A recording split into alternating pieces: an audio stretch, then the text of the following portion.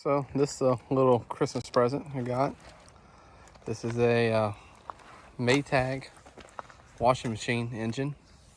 It's a little two-stroke, one-cylinder engine, air-cooled.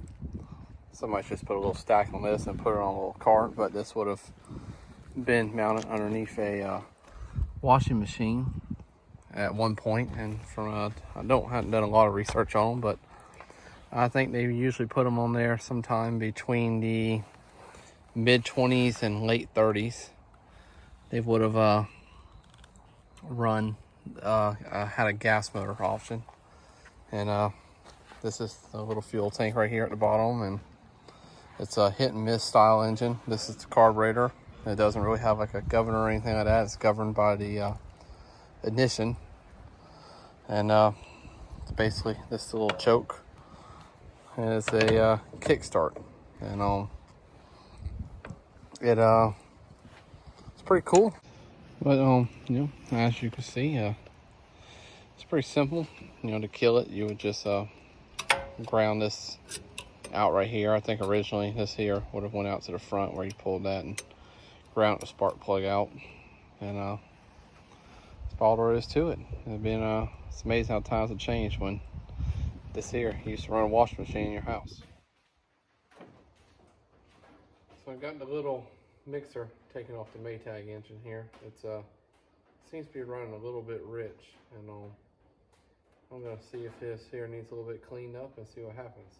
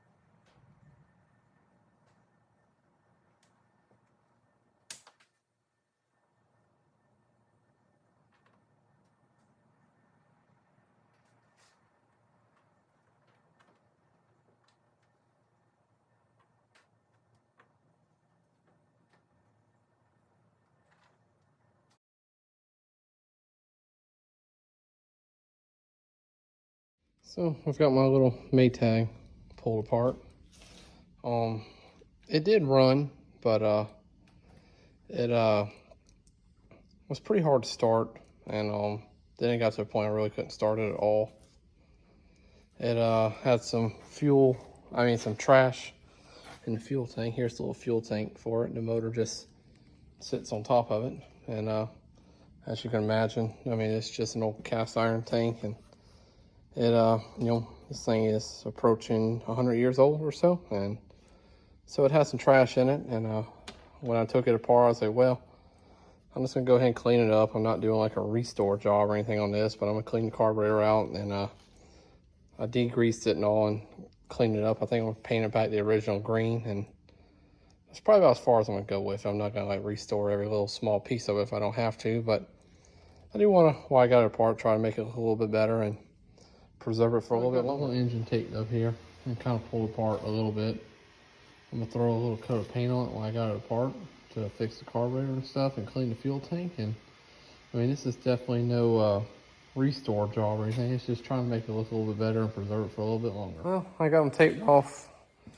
Got a real basic coat of paint put on them, nothing special, just some spray paint. I mean, and I noticed this again, not like a full restore job, and you know, there might be some things painted on here that weren't originally painted, and it might not be the exact same right shade of green and all that for the really hardcore restore people, but looks to me better than what it did, and it should last a little bit longer, and it shouldn't rust as bad. So it's a win in my book, and I think it's gonna look better, and hopefully get it put back together soon and get it fired up again. Got the little Maytag engine put back together here.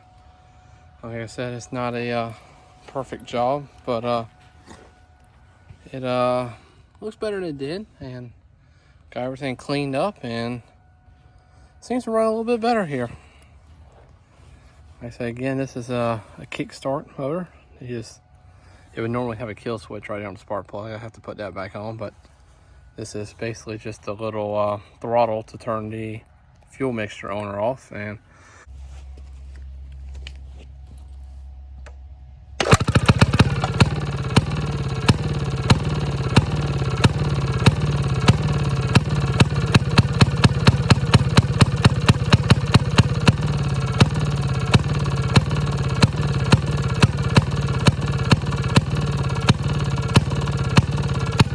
turn it off now, so I'll try to start it again.